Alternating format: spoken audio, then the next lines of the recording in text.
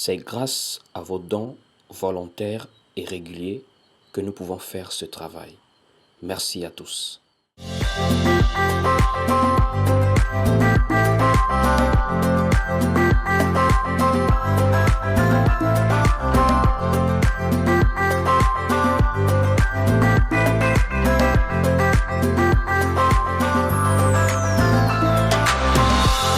Alors, bien le bonsoir à vous et bienvenue encore à ces moments. Nous partageons par rapport au but du miracle. Nous voulons savoir quel est le but du miracle. Vous savez, le miracle est une manifestation surnaturelle, une puissance de l'invisible et qui se fait voir par le physique, par le naturel. Ça veut dire que c'est une force invisible, c'est une force surnaturelle qui déploie une puissance qui se manifeste à l'œil nu, de manière visible. Et il faut savoir que lorsque nous parlons de miracle, le miracle est quelque chose qui est en réalité visible un peu partout dans le monde, dans plusieurs croyances, dans plusieurs, on va dire, en griffe religions, dans plusieurs appartenances. Le miracle est quelque chose qu'on peut palper. Vous arrivez dans le christianisme, on parle du miracle. Vous arrivez dans l'islam, des gens ont des témoignages. Vous arrivez même dans les traditions, les gens ont des témoignages. Des gens vont vous dire qu'il y a des personnes qui ont prié pour eux et ces gens ont été guéris. Ça veut dire, si déjà c'est le miracle qui impressionne, si déjà c'est le miracle qui automatiquement convainc, alors on va être convaincu par toutes sortes de personnes qui peuvent arriver vers nous. Puisque le miracle est palpable dans plusieurs appartenances, plusieurs croyances, on peut palper le miracle. Voici même pourquoi l'apôtre Paul pouvait dire cela à Lystre. Nous sommes dans le livre de Actes chapitre 14, où l'apôtre Paul va dire « Dieu vous a dispensé des saisons fertiles. Dans les âges passés, il a laissé chaque peuple suivre sa propre voie. » Ça veut dire que même dans la tradition, vous allez arriver, il y a des choses surnaturelles que vous allez voir qui auront des tendances à être des miracles et qui peuvent convaincre les cœurs des plus simples. Et en l'occurrence, pour nous qui sommes dans ce qu'on appelle christianisme, dans la foi en Jésus-Christ par l'évangile, nous remarquons que la place du miracle au jour d'aujourd'hui est une place assez particulière. Parce que pour certaines personnes, le miracle devient même l'objet de foi, l'appui, le socle de leur foi, c'est le miracle. Plusieurs personnes aujourd'hui sont dans l'église, plusieurs personnes appartiennent à des communautés par rapport à des miracles qui ont été faits dans leur vie. L'idée maintenant c'est de comprendre, est-ce que Dieu est dans tous les miracles que nous voyons? Puisque le miracle a un but. Et c'est le but du miracle qui nous amène à comprendre si Dieu est dans ce miracle. Parce que il faut que vous puissiez savoir qu'il n'y a pas que Dieu qui fait des miracles. Dieu a donné à ces êtres qu'il a créés cette capacité également à pouvoir accomplir des exploits surnaturels qui peuvent se faire voir sur le plan physique. Même des hommes lambda ont des capacités surnaturelles, ont la capacité d'avoir des visions, des choses, des connaissances particulières. Alors, déjà dans la Bible, nous allons comprendre clairement que Jésus faisait des miracles à la base. Le miracle, Jésus le faisait. Donc Jésus était quelqu'un qui faisait des miracles. Donc on ne peut pas dissocier Dieu faite chair en Jésus-Christ du miracle. Non. C'était la parole faite chair. La plénitude de la divinité habitait en lui, comme nous a dit l'apôtre Paul aux Philippiens. Donc Jésus-Christ lui-même, c'était un homme qui faisait des miracles. Et on va lire quelques-uns des miracles que le Seigneur pouvait accomplir. Prenons le livre de Matthieu par exemple. Nous allons prendre le livre de Matthieu pour voir comment les miracles accompagnaient le Seigneur Jésus-Christ. Nous sommes ici dans le livre de Matthieu chapitre 4 au verset 23. Donc Matthieu chapitre 4 au verset 23, nous allons lire. Il est écrit ici: Jésus parcourait toute la Galilée, enseignant dans les synagogues, prêchant la bonne nouvelle du royaume et guérissant toute maladie et toute infirmité parmi le peuple. Donc Jésus était un guérisseur. Il faisait des miracles. Et il était arrivé au niveau même d'enseigner le miracle, d'enseigner la portée du miracle à ses disciples. Puisque nous avons un exemple d'un enfant lunatique qui avait un esprit qui le possédait et qui pouvait souvent vouloir s'immoler par le feu. Et les disciples ont prié pour cet enfant qui n'a pas pu être délivré. Et quand Jésus est arrivé, Jésus a montré sa supériorité, son autorité sur tout esprit, par la délivrance. C'était un miracle qui montrait l'autorité de Jésus-Christ et sa personne qui était une personne qui faisait des miracles. Nous allons prendre le livre de Matthieu chapitre 17 pour voir cette histoire. Nous sommes ici dans le livre de Matthieu chapitre 17 à partir du verset 14. On va écouter la parole ici. Matthieu 17 au verset 14, il est écrit: Lorsqu'il fut arrivé près de la foule, un homme vint se jeter à genoux devant Jésus et il dit: Seigneur, aie pitié de mon fils qui est lunatique et qui souffre cruellement. Il tombe souvent dans le feu et souvent dans l'eau. Je l'ai amené à tes disciples et ils n'ont pas pu le guérir. Race d'incrédules et perverses, répondit Jésus, jusqu'à quand serai-je avec vous? Jusqu'à quand vous supporterai-je? Amenez-le-moi ici. Jésus parla sévèrement au démon qui sortit de lui et l'enfant fut guéri à l'heure même. Donc Jésus faisait des miracles. Jésus accomplissait des exploits. Sans compter qu'il a changé l'eau en vin. Il a par exemple chassé les démons, la légion de démons qui possédait le fou, qu'on n'avait pas dompté, qui dormait dans les cimetières. Jésus a chassé les démons qui le possédaient. Donc Jésus a guéri la femme à la perte de sang. Jésus a guéri l'enfant du soldat romain. Vous voyez un peu du centenier romain. Ça veut dire Jésus était un homme de miracles. C'était un homme de miracles. Mais ce que nous remarquons, c'est que le miracle, il y a d'autres personnes qui ont fait cela. Le miracle, il n'y a pas que Jésus qui l'a fait. Il y a d'autres personnes qui n'étaient pas forcément des serviteurs du Seigneur Jésus-Christ. Puisque Jésus va dire quelque chose. Il va dire: voici les miracles qui accompagneront ceux qui auront cru. Donc nous sommes censés voir que les miracles en réalité viennent que de la part de ceux que Jésus-Christ a envoyés, puisqu'il a dit: allez et prêchez la parole, la bonne nouvelle dans toute la création. Et il a dit maintenant: guérissez les malades, etc., etc. Donc en réalité, voici pourquoi plusieurs personnes sont un peu perdues lorsqu'elles se rendent compte que la parole dit: voici les miracles qui accompagneront ceux qui auront cru. Mais il y a des gens qui font des miracles et on dit que ce ne sont pas des vrais serviteurs de Dieu. Alors que normalement dans les Écritures, Jésus avait envoyé les apôtres avec la puissance de faire des miracles. On va lire quelques passages encore. Prenons par exemple le livre de Marc chapitre 16. On va prendre le livre de Marc chapitre 16 à partir du verset 15. Du verset 15 à 17. Donc Marc chapitre 16 du verset 15 à 18 même. Il est écrit ici dans Marc chapitre 16 du verset 15 à 18. Puis il leur dit: allez par tout le monde et prêchez la bonne nouvelle à toute la création. Celui qui croira et qui sera baptisé sera sauvé, mais celui qui ne croira pas sera condamné. Voici les miracles qui accompagneront ceux qui auront cru. En mon nom, ils chasseront les démons. Ils parleront de nouvelles langues. Ils saisiront des serpents. S'ils boivent quelques breuvages mortels, il ne leur fera au point de mal.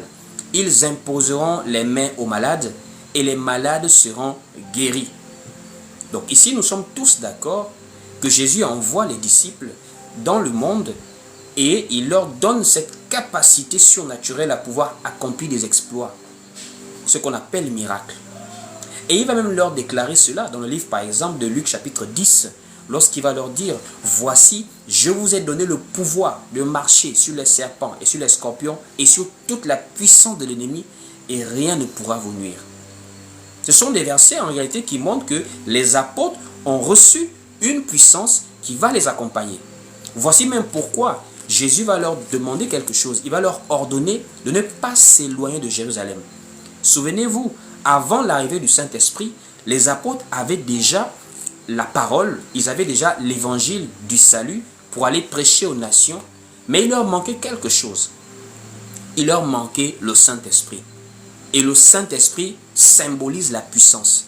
Puisque dans le livre de Actes chapitre 1er au verset 8, Jésus va dire qu'il est resté à Jérusalem parce qu'ils vont recevoir une puissance.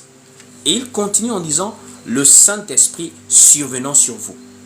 Et c'est lorsque le Saint-Esprit va survenir sur les apôtres qui seront maintenant des témoins à Jérusalem, dans toute la Judée, dans la Samarie et jusqu'aux extrémités de la terre.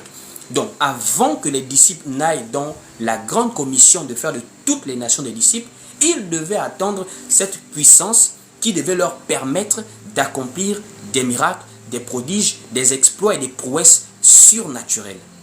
Et on peut remarquer cela, comment Jésus leur demande de rester d'abord à Jérusalem, d'attendre la puissance, parce que quand ils iraient et ils seront confrontés à des situations qui vont nécessiter la manifestation de la puissance de Dieu, qui est une puissance surnaturelle que nous voyons, nous humains, comme étant des miracles. Allons-y lire Actes chapitre 1er pour comprendre ces passages. Actes au chapitre 1er. Nous sommes ici dans Actes chapitre 1er à partir du verset 4. Écoutez vous-même. Actes chapitre 1er à partir du verset 4. Il est écrit ici. Comme il se trouvait avec eux, il leur recommanda de ne pas s'éloigner de Jérusalem, mais d'attendre ce que le Père avait promis. Ce que je vous ai annoncé, leur dit-il. Car Jean a baptisé d'eau, mais vous, dans peu de temps, dans peu de jours, vous serez baptisés du Saint-Esprit. Au verset 8, écoutez. Mais vous recevrez une puissance, le Saint-Esprit survenant sur vous, et vous serez mes témoins à Jérusalem, dans toute la Judée, dans la Samarie et jusqu'aux extrémités de la terre. Et le jour de la Pentecôte, nous allons remarquer que même avant la Pentecôte, les apôtres étaient dans une attitude d'attente. Ils attendaient. Ils avaient déjà la parole, mais il leur manquait cette puissance qui leur permettrait de faire des miracles selon ce que Jésus-Christ a dit, allez et guérissez les malades, etc., etc. Par exemple, dans Actes chapitre 1er, là au verset 14, nous voyons qu'ils sont tous ensemble d'un commun accord. Ils persévèrent dans la prière avec les frères, avec les sœurs. Marie, la mère de Jésus, est là. Ils sont tous ensemble, ils persévèrent dans l'attente. Je voudrais que pendant que tu me suis, même si tu es concentré, n'oublie pas de partager le live. Ça permet également de permettre à d'autres personnes d'être édifiées par ces temps d'enseignement de la parole. Donc, continue à partager et à tapoter également. Donc, comme je disais, dans Actes chapitre 1er, nous voyons qu'ils sont dans une attitude de persévérance. Et dans Actes chapitre 2, remarquez vous-même, avant que le Saint-Esprit arrive, le Saint-Esprit va les trouver, eux d'abord en premier, ils sont dans une attitude d'attente. Ils étaient tous ensemble dans la chambre haute, assis, ils étaient ensemble dans la prière, certainement. Et quand le Saint-Esprit arrive maintenant, le Saint-Esprit descend sur eux et directement la parole s'accomplit parce que là maintenant, les merveilles de Dieu démarrent. Vous allez remarquer, les gens du jour de la Pentecôte ont été étonnés, ont été impactés par ce qui s'est passé. La prédication est venue après. Parce que c'est d'abord le Saint-Esprit, quand il s'est manifesté puissamment, ils étaient dans l'étonnement. C'est leur étonnement qui a amené l'apôtre Pierre maintenant à leur expliquer ce qui se passait. Pourquoi ils étaient dans l'étonnement? Simplement parce qu'ils ont compris eux-mêmes. Ils ont confessé que là, ce sont les merveilles de Dieu. Des gens en réalité qui ne connaissent pas notre langue, nos langues maternelles, mais se mettent à parler ça de manière courante, de manière fluide, comme s'ils avaient été avec nous un jour. Donc ça, c'est peut-être par exemple le don de la diversité des langues qui est une manifestation du Saint-Esprit qui est maintenant dans l'Église. Donc nous sommes tous d'accord à la base. que le Saint-Esprit, le Seigneur Jésus-Christ, a envoyé les apôtres et il les a envoyés pour prêcher la parole, mais également avec la puissance du Saint-Esprit pour opérer des miracles, pour chasser des démons, pour ressusciter des morts, pour libérer en fait les captifs, comme le Seigneur lui-même a commencé à le faire. Donc nous sommes tous d'accord, le miracle est dans l'Église, ça se manifeste par la puissance du Saint-Esprit au moyen de plusieurs dons spirituels, en l'occurrence le don d'opérer des miracles, le don de guérison par exemple. Donc, en tant qu'enfants de Dieu, nous avons cette puissance, nous avons ces dons spirituels, mais il faut comprendre que ces dons spirituels sont venus avec le Saint-Esprit. Maintenant, il y a une question qui se pose. Est-ce que tous ceux qui opèrent des miracles sont d'emblée envoyés de Dieu? Sont d'emblée membres du corps de Christ? C'est la grande question. Puisque là, nous venons tout à fait de comprendre que, en tant qu'Église, nous avons reçu ce pouvoir. Jésus a donné ce pouvoir de marcher sur les serpents, sur les scorpions. Jésus a dit que nous allons recevoir cette puissance en recevant le Saint-Esprit. Et nous avons vu comment les apôtres ont puissamment impacté. L'apôtre Pierre qui a ressuscité Dorcas. L'apôtre Paul qui a ressuscité l'enfant qui était tombé pendant qu'il prêchait. L'apôtre Paul qui a délivré plusieurs personnes qui étaient possédées, à l'exemple de la femme à l'esprit de Python. L'apôtre Paul qui a manifesté la puissance dans Actes chapitre 13 avec Élymas le magicien. Dans Actes chapitre 19 avec la déesse Diane d'Éphèse. Nous avons vu comment Philippe a manifesté la puissance de Dieu dans la ville de Samarie. Donc nous voyons clairement que les envoyés de Dieu, les disciples du Seigneur, les apôtres du Seigneur ont manifesté la puissance. Mais nous sommes aujourd'hui confrontés à un problème. Le problème auquel nous sommes confrontés, c'est que plusieurs personnes font des miracles et en même temps se contredisent. Ça veut dire, les uns font des miracles, les autres font des miracles, mais les uns accusent les autres qui sont faux et vice-versa. Alors qu'à la base, les textes bibliques nous montrent que Jésus lui-même faisait des miracles et il a donné cette puissance aux apôtres de faire des miracles. Donc toute cette confusion, comment maintenant comprendre la place du miracle dans l'Église, dans l'Évangile? Déjà, une fois que nous avons compris que Jésus-Christ faisait des miracles et qu'il a donné cette puissance aux apôtres également d'en faire, il faut aussi comprendre que même les séducteurs font des miracles. Même des imposteurs font des miracles. Ce qu'on appelle des faux prophètes, ils font des miracles. Alors nous allons prendre quelques exemples depuis ce qu'on appelle communément l'Ancien Testament jusqu'au Nouveau Testament. Nous allons voir quelques personnages qui ont des titres, qui sont respectés comme étant des prophètes ou encore des devins, mais qui ont cette capacité à pouvoir soit prédire des choses ou encore faire des choses. Prenons quelques exemples. De la manifestation de la puissance surnaturelle qu'on peut appeler miracle, mais pas du côté de Dieu. Pas par les envoyés de Dieu, mais étrangement par des magiciens.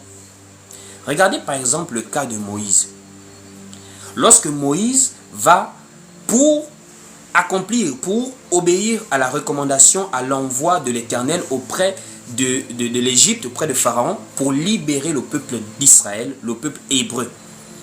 Lorsque Moïse va voir comment Dieu va lui montrer des signes qu'il devra présenter à Pharaon, en réalité Moïse, peut-être lui-même, il était vraiment épaté. Lorsque Dieu lui avait demandé de laisser tomber sa verge qui est devenue du serpent, et Dieu lui a fait comprendre que c'est un signe que tu vas aller présenter à Pharaon, afin que Pharaon soit convaincu que c'est moi qui t'envoie, qui doit libérer le peuple.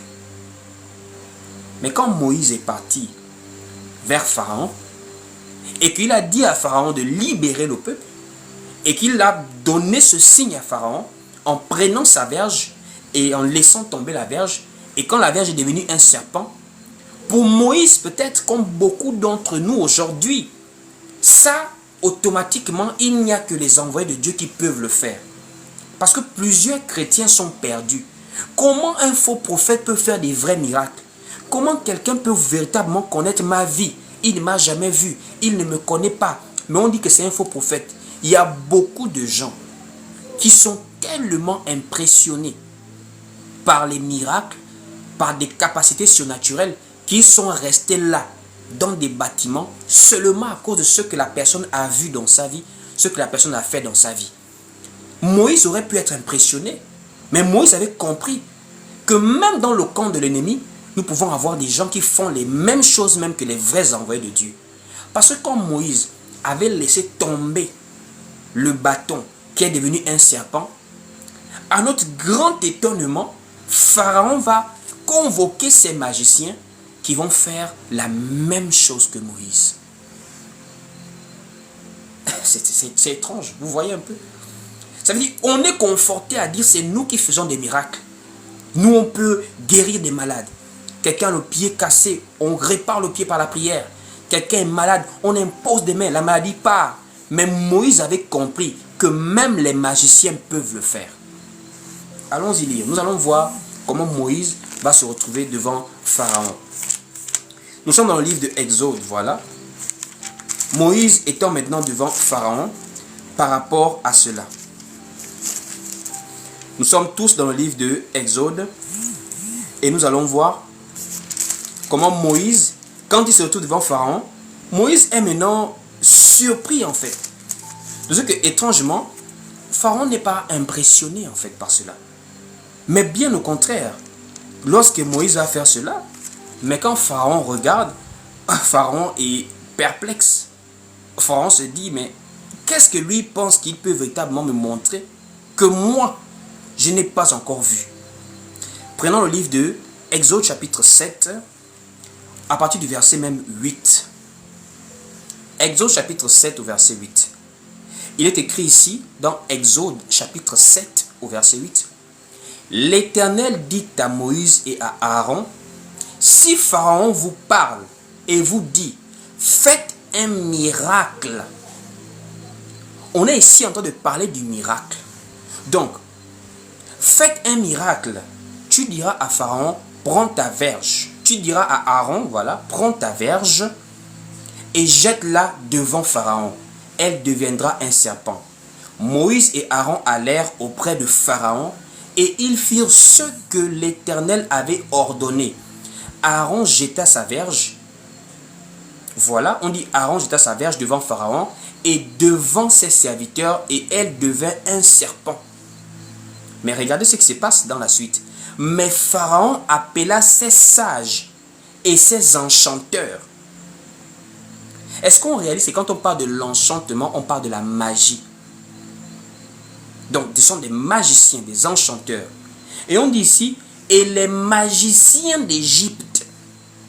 Donc, les sages, les enchanteurs et les magiciens d'Égypte, eux aussi en firent autant par leur enchantement.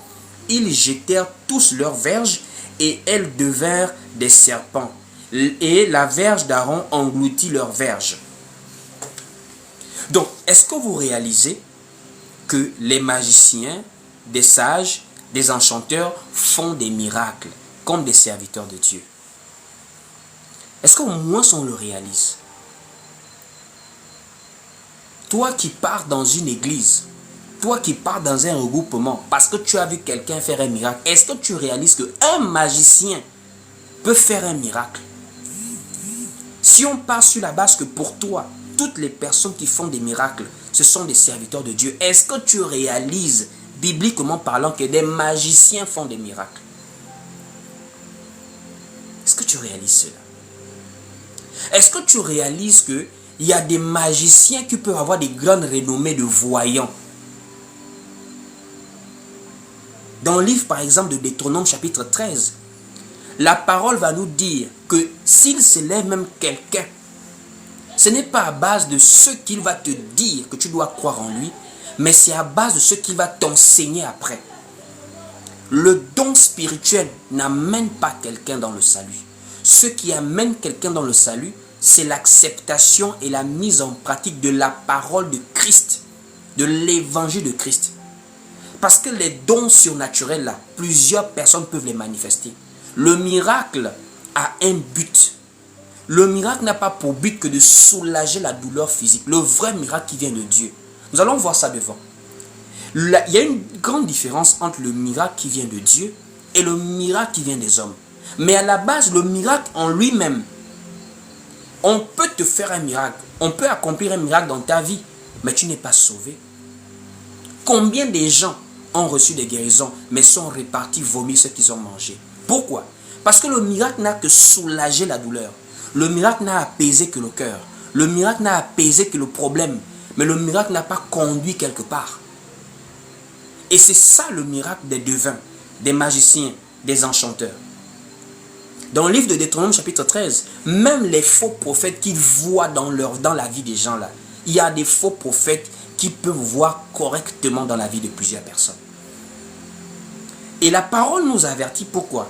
Afin que nous ne soyons pas impressionnés en fait, lorsque nous allons être en face de ces gens-là. Il y a des gens qui peuvent être là pour dire Agathe. Je vois une dame qui s'appelle Agathe Asilameo. Agathe Asilameo, quand je vois dans votre vie, l'esprit me dit, il y a une jeune fille qui est à côté de vous. Vraiment, cette fille-là, elle est intelligente, mais vraiment quelque chose s'est passé dans... Et c'est comme ça qu'ils font. C'est comme ça qu'ils font. Mais je vous assure, parfois, ils voient des vraies choses. Parfois, ces gens-là, ils voient des vraies choses. Ils sont exacts dans leur voyance. Ils peuvent voir votre famille, vos parents, vos arrière-grands-parents, votre parcours de vie. Ils voient. Et Deutéronome nous avait déjà enseigné dessus. Qu'il va se lever des gens même, quand ils vont annoncer des prophéties, il peut même avoir accomplissement de la prophétie de la personne. Ça ne veut pas dire que la personne est vraie. C'est la suite du miracle qui détermine si quelqu'un est vrai ou faux. Ce n'est pas le miracle en lui-même. Si ce n'est que le miracle, les magiciens font des miracles.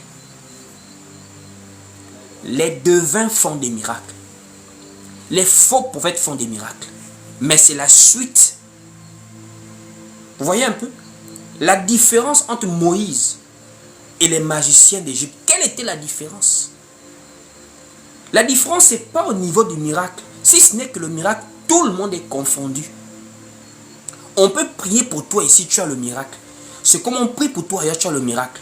Mais, entre tout, donc tu veux dire que tous ceux qui font des miracles sont vrais, c'est que tu es perdu si tu crois comme ça. Tu es perdu. On va lire Deutéronome chapitre 13, dès le verset 1er. Deutéronome chapitre 13, au verset 1er, il est écrit ici. S'il s'élève au milieu de toi un prophète ou un songeur qui t'annonce un signe ou un prodige, et qu'il y ait accomplissement du signe ou du prodige. Ça veut dire, des gens vont se lever et ils pourront dire des choses dans votre vie qui s'accomplissent. Mais il y a une suite, c'est la suite qu'il faut surveiller. Il y avait un devin qu'on appelait Balaam. Ce devin était respecté. Balak envoie des gens vers lui pour lui dire, nous on connaît, on a ta réputation. Ce que tu maudis est maudit, ce que tu bénis est béni. D'où tirait-il cette réputation? C'est parce qu'il avait fait des choses qui avaient impacté les gens peut-être. C'est à base de cela qu'il avait une réputation. Allons-y lire Nombre, le livre de Nombre. Nous allons voir comment quelqu'un a une grande réputation, mais ce n'est pas un envoyé de Dieu au sein du peuple d'Israël. Allons-y lire Nombre. Nous sommes dans le livre de Nombre, chapitre 22. Nombre, chapitre 22, à partir du verset à partir du verset 1er. Nombre 22, dès le verset 1er, pour bien comprendre ce qui se passe. Donc, Nombre, chapitre 22, dès le verset 1er. Écoutez. Les enfants d'Israël partirent et ils campèrent dans les plaines de Moab, au-delà du Jourdain, vis-à-vis de Jéricho. Balak, fils de Tsippor, vit tout ce qu'Israël avait fait aux Amoréens, et Moab fut très effrayé en face d'un peuple aussi nombreux. Il fut saisi de terreur en face des enfants d'Israël. Moab dit aux enfants de Madian, « Cette multitude va dévorer tout ce qui nous entoure, comme le bœuf broute la verdure des champs. » Balak, fils de Tsippor, était alors roi de Moab. Il envoya des messagers auprès de Balaam, fils de Béor, et Pétor sur le fleuve, dans le pays des fils de son peuple, afin de l'appeler et de lui dire, « Voici un peuple est sorti d'Égypte.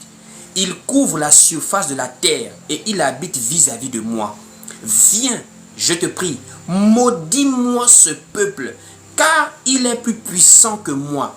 Peut-être ainsi pourrais-je le battre et le chasserai-je du pays, car je sais que ce que tu bénis est béni et que ce que tu maudis est maudit.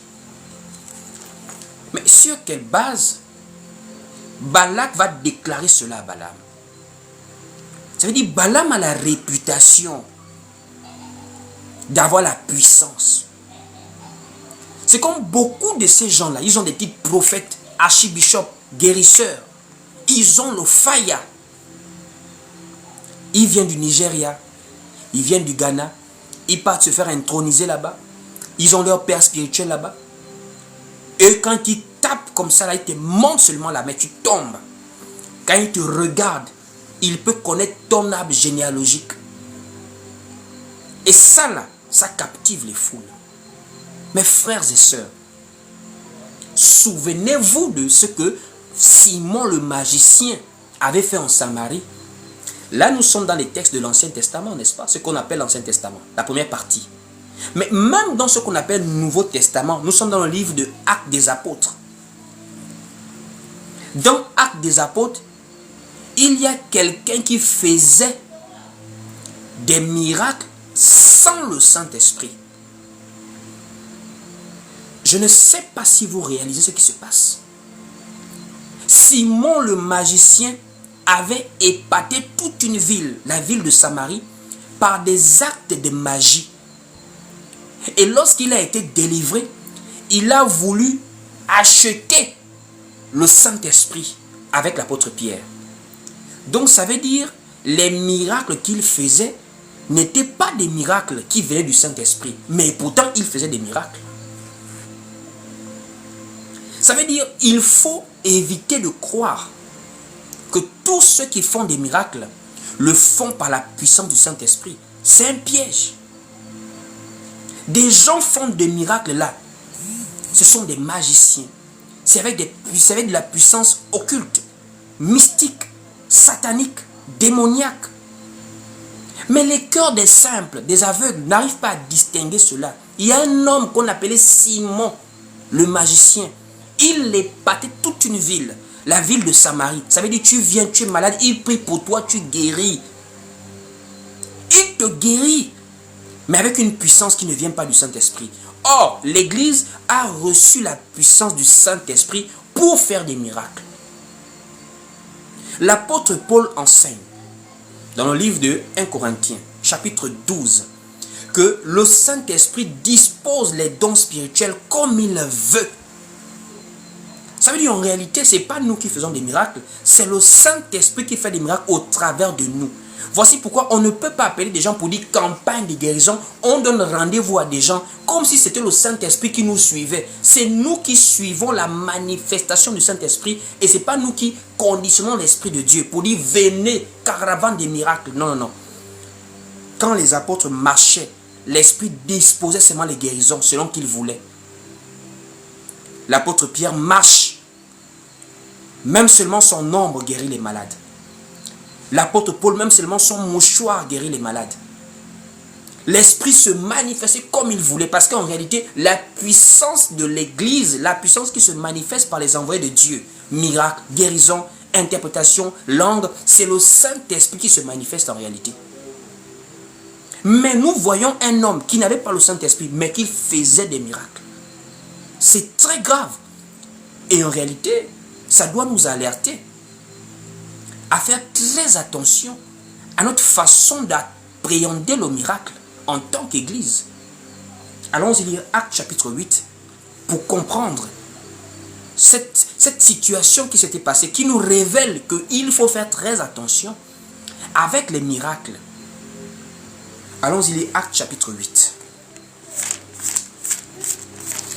Nous sommes tous ici dans le livre de Actes, au chapitre 8.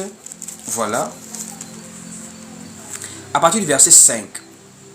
Actes, chapitre 8, à partir du verset 5. Vous-même écoutez. Écoutez ce qui se passe. Actes, chapitre 8, à partir du verset 5. Philippe, étant descendu dans la ville de Samarie, y prêcha le Christ. Les foules tout entières étaient attentives à ce que disait Philippe.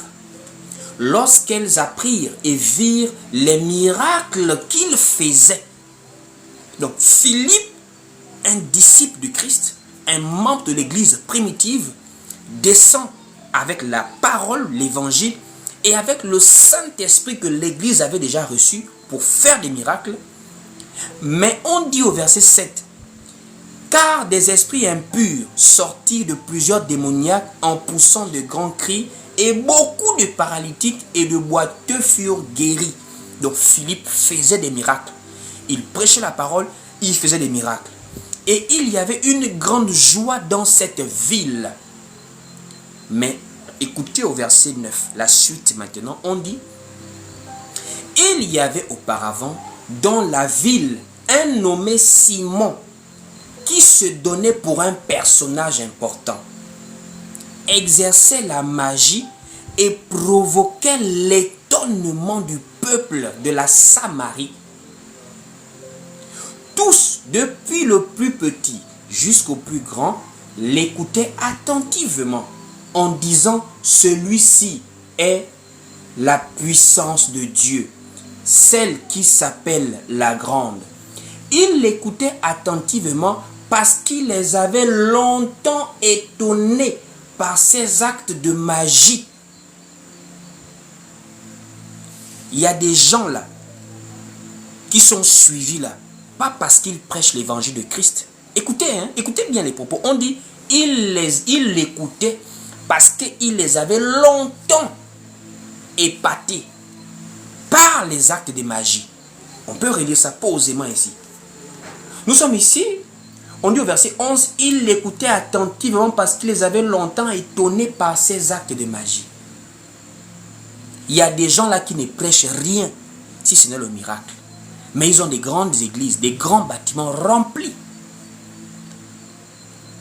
Comment on peut arriver au niveau d'avoir une dénomination appelée combat spirituel? C'est-à-dire on est dans la démonologie. Qu'est-ce qu'on prêche dans la démonologie? On prêche les démons. Alors que Philippe, lui, prêchait Christ. Mais nous avons des spécialistes qui chaque jour prêchent les démons. C'est-à-dire lui, il est envoyé pour faire connaître aux gens les profondeurs du diable, les profondeurs du démon. Les différents esprits de la nuit.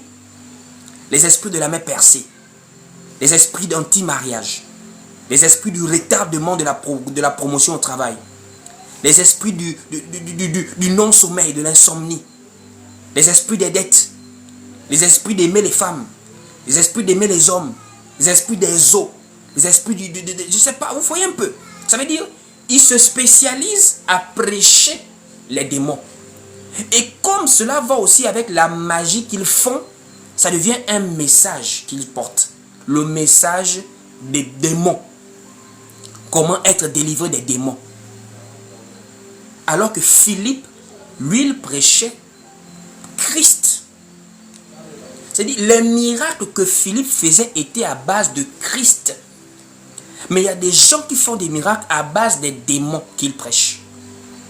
Ce même Simon le magicien là, lorsqu'il va écouter la parole, va lui aussi se convertir. Mais en se convertissant, il va vouloir acheter le Saint-Esprit. Donc ça veut clairement dire que les miracles qu'il faisait n'avaient rien à voir avec le Saint-Esprit. Et pourtant, il épatait toute une ville. Allons-y lire au verset 12. Mais quand ils eurent cru à Philippe, qui leur annonçait la bonne nouvelle du royaume de Dieu et du nom de Jésus-Christ, voilà, hommes et femmes se firent baptiser.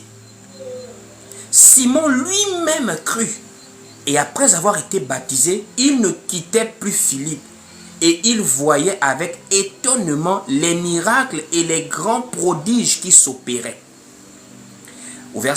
Nous sommes maintenant ici au verset 15.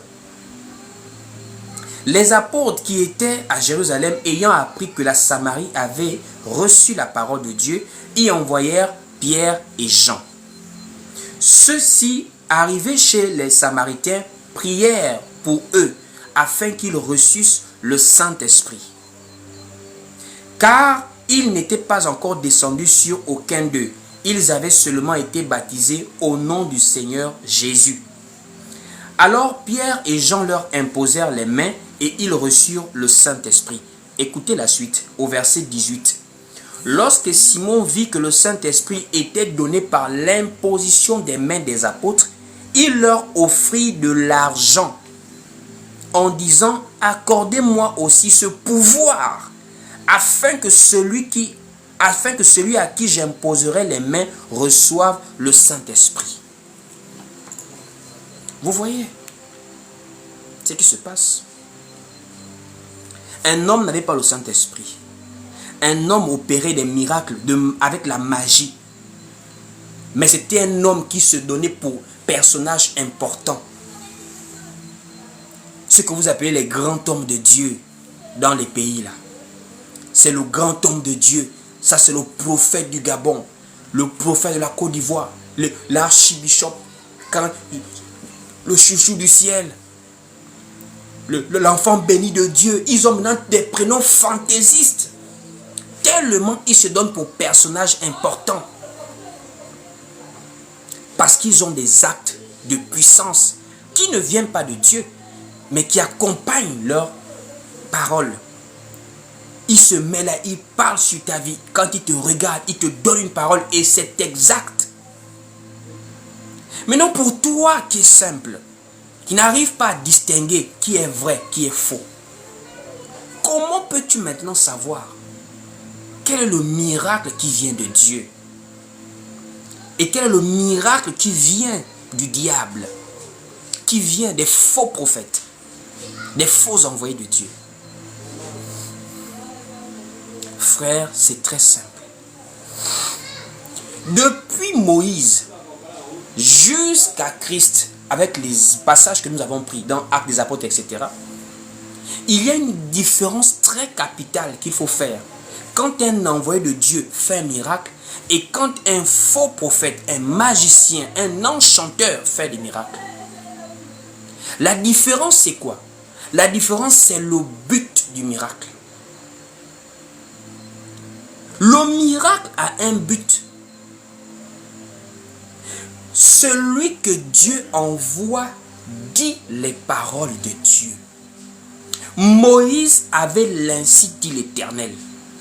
Donc le miracle de Moïse était appuyé sur la parole de Dieu, sur le message de Dieu.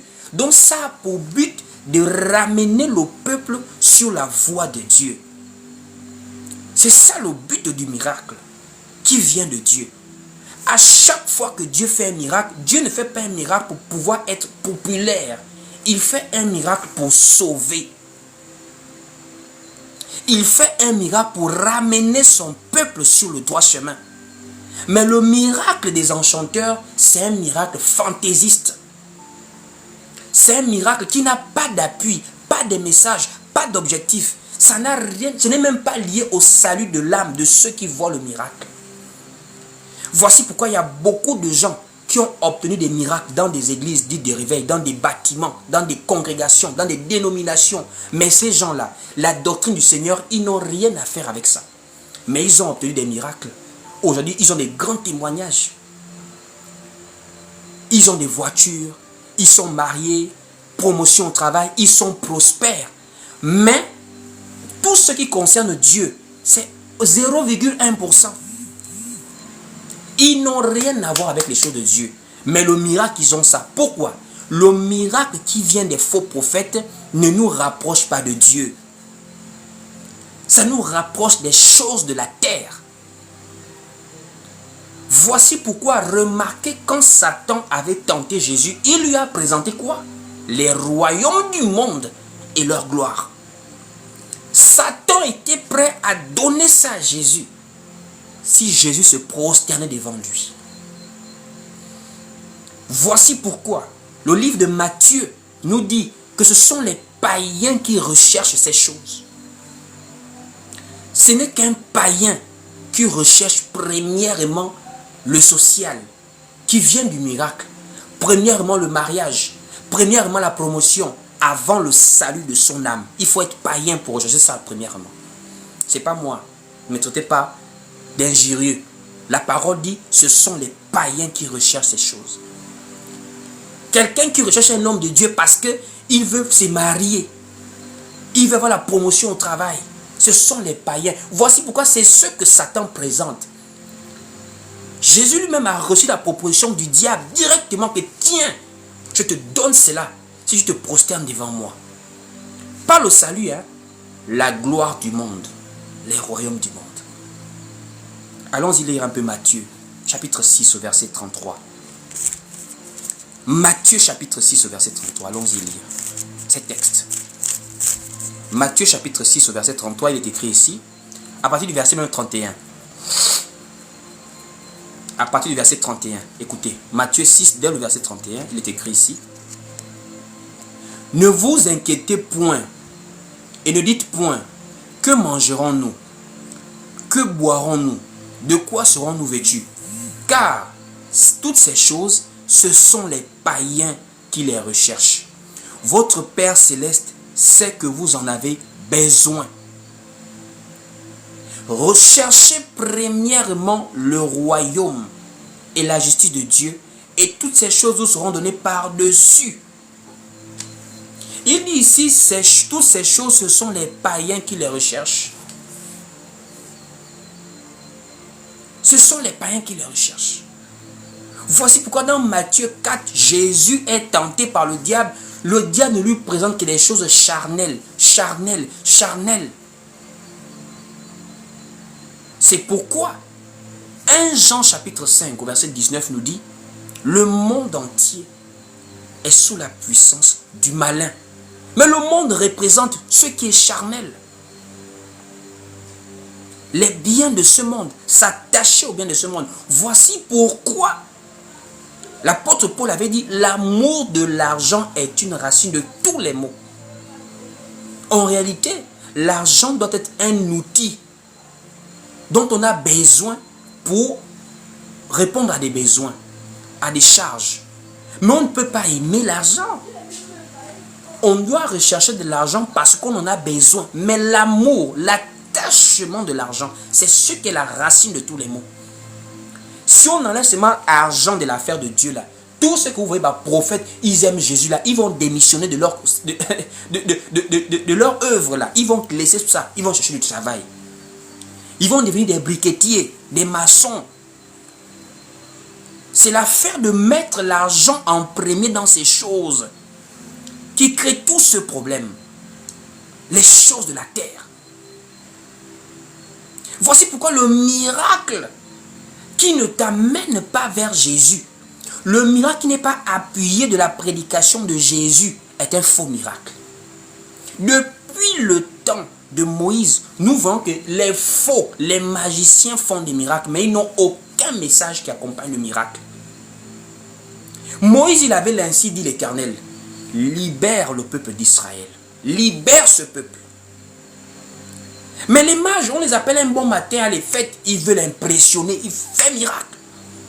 Voici pourquoi de nos jours, remarquez, les miracles qui sont faits sont des miracles parce qu'on cherche la popularité, on cherche le respect, on cherche la renommée.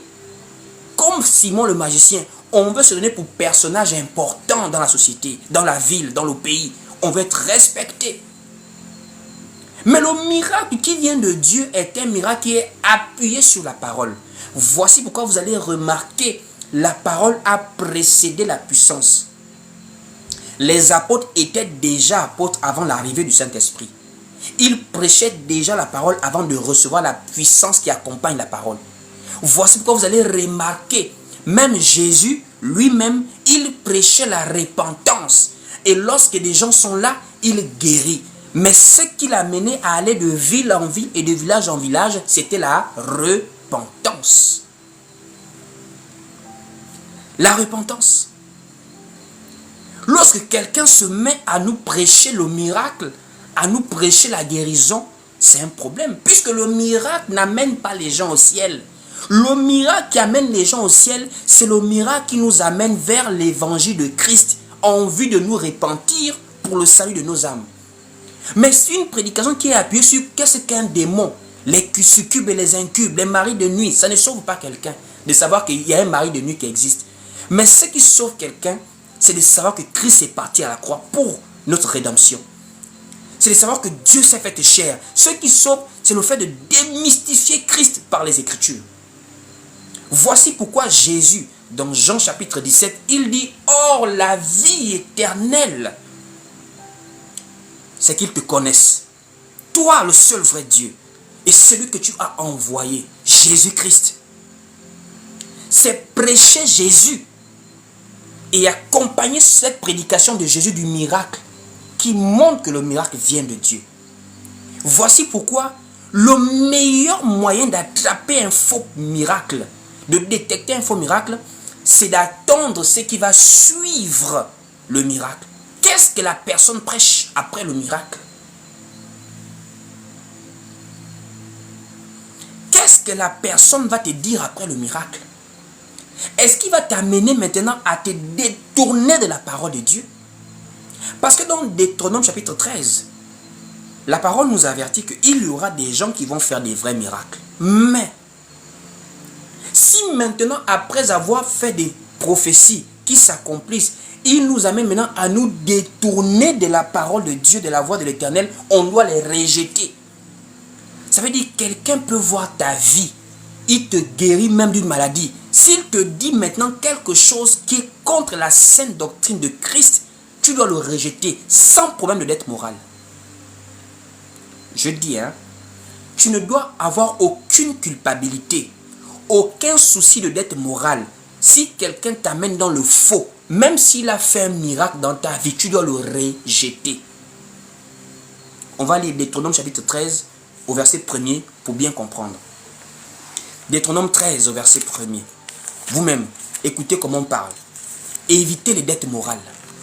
On dit ici, dans Deutéronome 13 au verset 1er, s'il s'élève au milieu de toi un prophète ou un songeur qui t'annonce un signe ou un prodige, et qu'il y ait accomplissement du signe ou du prodige dont il t'a parlé en disant « Allons après d'autres dieux, des dieux que tu ne connais point, et servons-les. » Tu n'écouteras point les paroles de ce prophète ou de ce songeur, car c'est l'Éternel votre Dieu qui vous met à l'épreuve pour savoir si vous aimez l'Éternel votre Dieu de tout votre cœur, de toute votre âme. C'est la suite du miracle. C'est la suite du miracle. En réalité, le miracle seul ne peut pas t'aider à déterminer qui est vrai et qui est faux. C'est l'enseignement qui suit le miracle. Voici pourquoi c'est la frontière entre les vrais envoyés de Dieu et les faux. Parce qu'il y a une chose qu'un faux prophète ne peut pas faire. Il ne peut pas t'enseigner l'évangile. Il ne peut pas t'enseigner la révélation de la parole. Il ne peut, ça lui est impossible. Je répète, un faux prophète ne peut pas t'enseigner la parole de Christ. À moins qu'il était vrai et qu'il s'est perverti. À moins qu'il a servi Dieu et qu'il s'est perdu. Ça veut dire qu'il était un fils de la perdition, mais qui a eu la connaissance à un moment donné et qui après révèle sa nature. Mais un faux prophète ne peut pas t'enseigner la parole. Pourquoi, frère? C'est parce que la parole, la connaissance de la parole est une affaire de révélation. Ce n'est pas une affaire d'étude, frère. La connaissance de la parole est une affaire de révélation. Le livre de Proverbes, chapitre 29, au verset 18, la parole dit: quand il n'y a pas de révélation, le peuple est sans frein. Voici pourquoi Moïse avait dit cela à Aaron et à Marie, que lorsqu'il y aura un prophète, je me révélerai à lui. Donc Dieu se révèle. Voici pourquoi Jésus avait dit à l'apôtre Pierre dans Matthieu chapitre 16, ce ne sont ni la chair ni le sang qui t'ont révélé cela. Voici pourquoi l'apôtre Paul avait dit ça dans Galates. Cette parole que je prêche, je ne l'ai reçue ni de la chair, ni de sang, ni d'un homme. Je l'ai reçue par une révélation du Seigneur. Pourquoi on parle de révélation? Parce que c'est le Saint-Esprit qui révèle. C'est le Saint-Esprit qui enseigne au travers de nous aujourd'hui. L'enseignant par excellence, c'est l'Esprit de Dieu. Parce que Jésus-Christ, c'est le Saint-Esprit. Ça veut dire en réalité, quelqu'un qui n'a pas Jésus-Christ, quelqu'un qui n'a pas le Saint-Esprit ne peut pas prêcher la parole, ne peut pas enseigner la parole. Voici pourquoi Philippe a montré la différence entre lui et Simon le magicien. Philippe prêchait Jésus. On dit il y prêcha le Christ dans la ville de Samarie. Et c'est en prêchant le Christ qu'ensuite il guérissait ceux qui étaient malades. Parce que c'est la connaissance de Christ qui donne la vie éternelle. Le miracle soulage la personne. Quelqu'un peut être malade, possédé, on le guérit, on chasse le démon. Mais son âme est sauvée par la connaissance de Christ. Cela ramène encore au même verset, Jean 17. Or la vie éternelle, c'est qu'ils te connaissent. Donc si on ne connaît pas Jésus, on peut faire des miracles sur toi. Tu ne peux pas être sauvé sans connaître Jésus. Parce que connaître Jésus te donne la vie éternelle. Or le livre de 1 Jean chapitre 2 au verset 25 nous dit, or la promesse qu'il nous a faite, c'est la vie éternelle. Donc les faux prophètes ne peuvent pas enseigner. Voici pourquoi ils n'enseignent pas la parole. Ils n'enseignent pas. Eux, ils enseignent Satan. Dans Apocalypse, Jésus reproche à une église de prêcher les profondeurs de Satan. C'est-à-dire, eux, ce sont les profondeurs de Satan que eux ils viennent enseigner. Au lieu d'enseigner les profondeurs de Christ, il y a des églises ou encore des bâtiments, tu pars, on t'enseigne les démons. Tous les jours, on t'enseigne les démons. Tous les jours. Jésus a reproché ça à une église. Que toi, tu pars chercher les profondeurs de Satan. Les succubes, les incubes, les maris de nuit, ça ne sauve pas à quelqu'un de savoir ça. L'esprit qui est en nous est plus grand que celui qui est dans le monde. Une fois que tu as Christ, tu n'as plus besoin de faire des recherches sur tel démon. En Christ, tu es intouchable. Je dis, en Christ, tu es intouchable. Si quelqu'un te fait croire que même avec Jésus, tu peux être encore ballotté par les démons, c'est faux. C'est faux.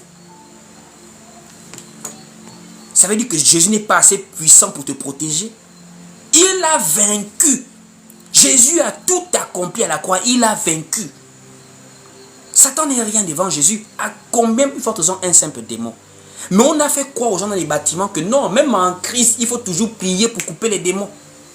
C'est une doctrine satanique qui a été identifiée dans l'Apocalypse. Allons-y lire.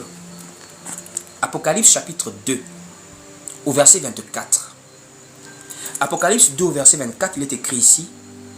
À vous, à tous les autres de Thyatire, qui ne reçoivent pas cette doctrine et qui n'ont point connu les profondeurs de Satan, comme il les appelle, je vous dis, je ne mets pas sur vous d'autres fardeaux, seulement que ce que vous avez, retenez-le jusqu'à ce que je vienne.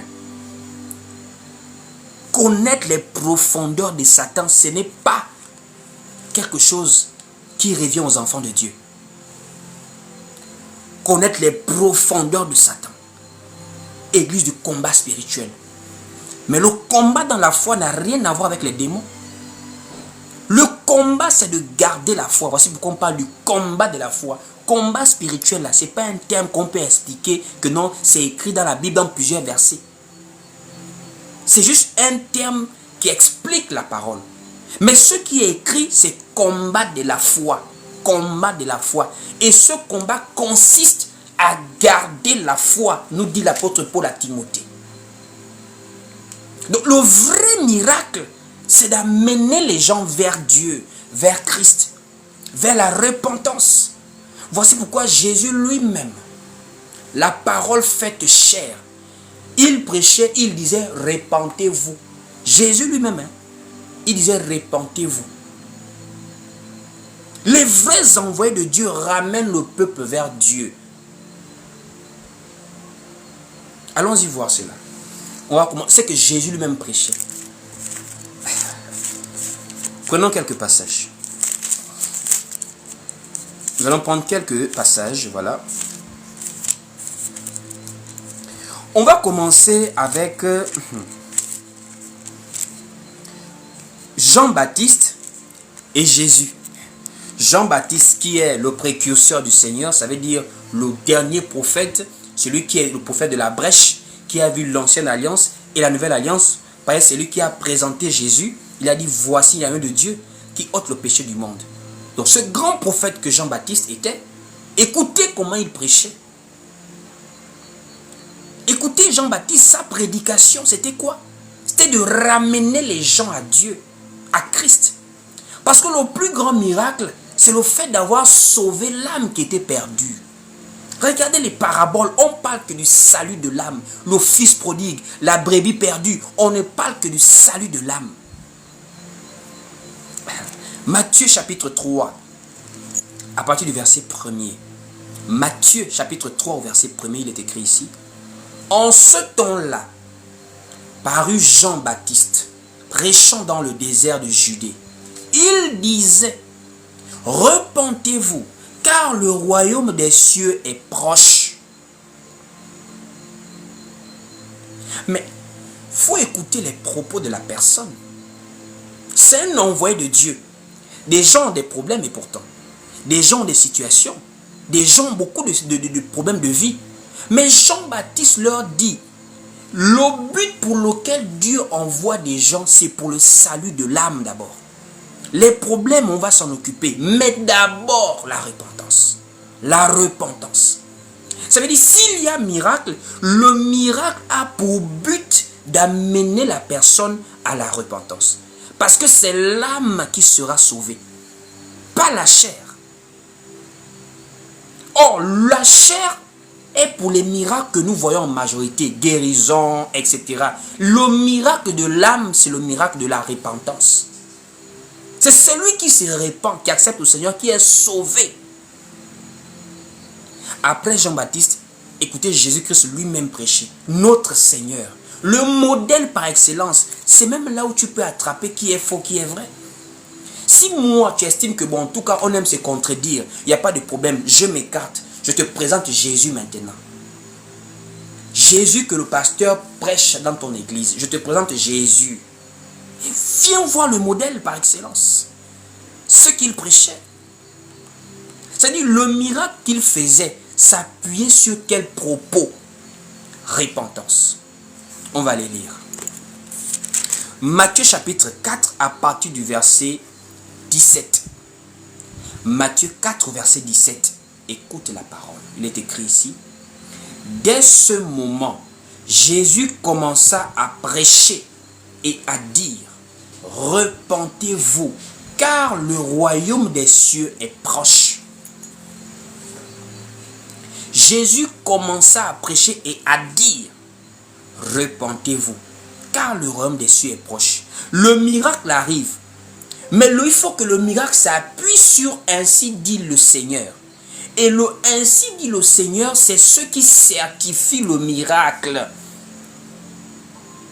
Comment peut-on te réunir dans un stade pour prier sur la base d'aucun message? Tu pries sur la base de quoi? On prie sur la base de la lumière qui éclaire, qui nous oriente. David dit, ta parole est une lampe à mes pieds, une lumière sur mon sentier. On ne prie pas dans l'aveuglement, on ne marche pas dans l'aveuglement. Il faut chercher la lumière pour nous permettre de marcher dans l'assurance. Voici pourquoi Jésus dit, il est la lumière du monde. Tu ne peux pas prier dans les ténèbres. Tu ne peux pas servir Dieu dans les ténèbres. Tu as besoin de la lumière. Or, la lumière, c'est Christ. Voici pourquoi il nous amène d'abord vers Dieu. Avant maintenant des besoins, miracles, guérison, tout ça, c'est d'abord la parole, la repentance. Pourquoi? Mais c'est parce que nous avons un ministère. Le livre de 2 Corinthiens nous dit, nous avons un ministère. C'est le ministère de la réconciliation. Nous amenons les hommes à se réconcilier avec Dieu. tout miracle qui vient de Dieu doit entrer dans ce canevas, réconcilier l'homme avec Dieu. Si un miracle n'amène pas la repentance, c'est un miracle mensonger. Parce qu'il y a aussi des faux miracles qui ne viennent pas de Dieu. Le miracle qui vient de Dieu, depuis que Christ est venu, c'est le miracle qui ramène l'homme vers Dieu par l'évangile de Jésus-Christ, qui est le médiateur entre Dieu et les hommes. Allons-y prendre le livre de 2 Corinthiens, chapitre 5, à partir du verset 18. Je voudrais que tu lises ça avec moi. 2 Corinthiens, chapitre 5, au verset 18. Nous allons lire 2 Corinthiens chapitre 5 au verset 18. Écoutez. 2 Corinthiens chapitre 5 au verset 18, il est écrit ici. Et tout cela vient de Dieu, qui nous a réconciliés avec lui par Christ et qui nous a donné le ministère de la réconciliation. Et tout cela, voilà. Car Dieu était en Christ, réconciliant le monde avec lui-même, en n'imputant point aux hommes leurs offenses. Et il a mis en nous la parole de la réconciliation. Au verset 20, nous faisons donc office de fonction, nous faisons donc les fonctions d'ambassadeurs pour Christ, comme si Dieu exhortait par nous. Nous vous en supplions au nom de Christ, soyez réconciliés avec Dieu.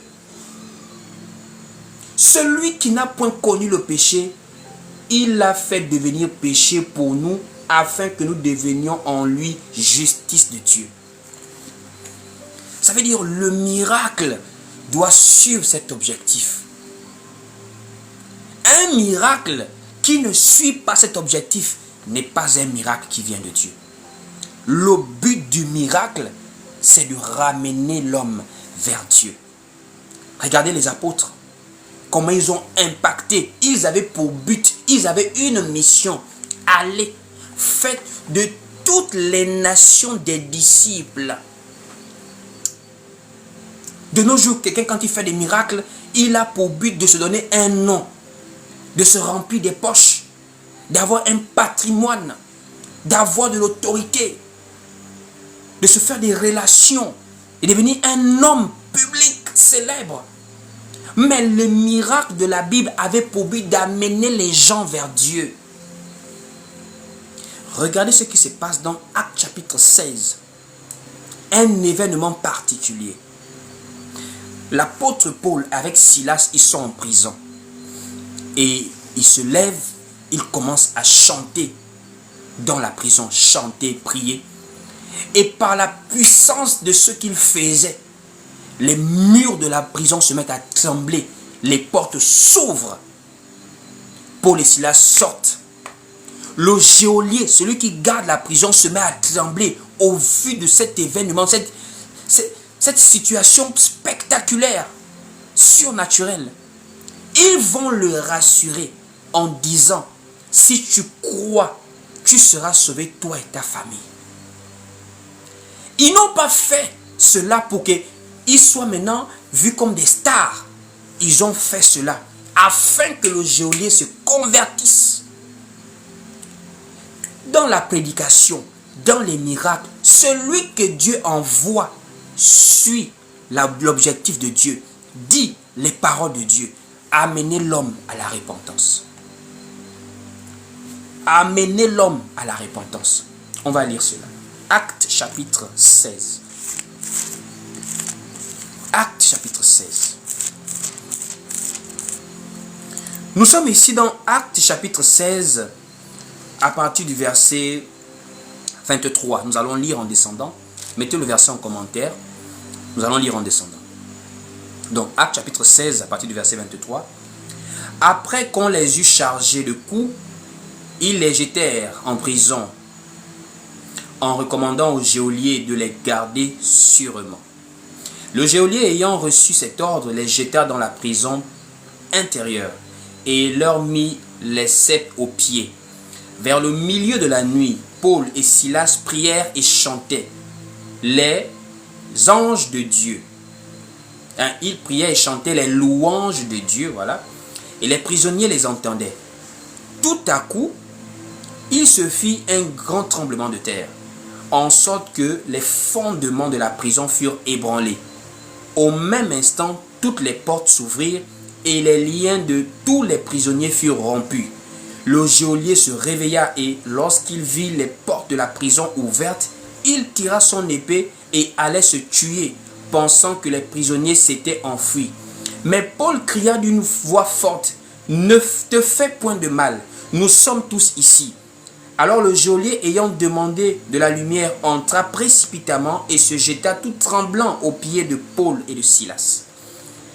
Il les fit sortir et dit, « Seigneur, que faut-il que je fasse pour être sauvé ?»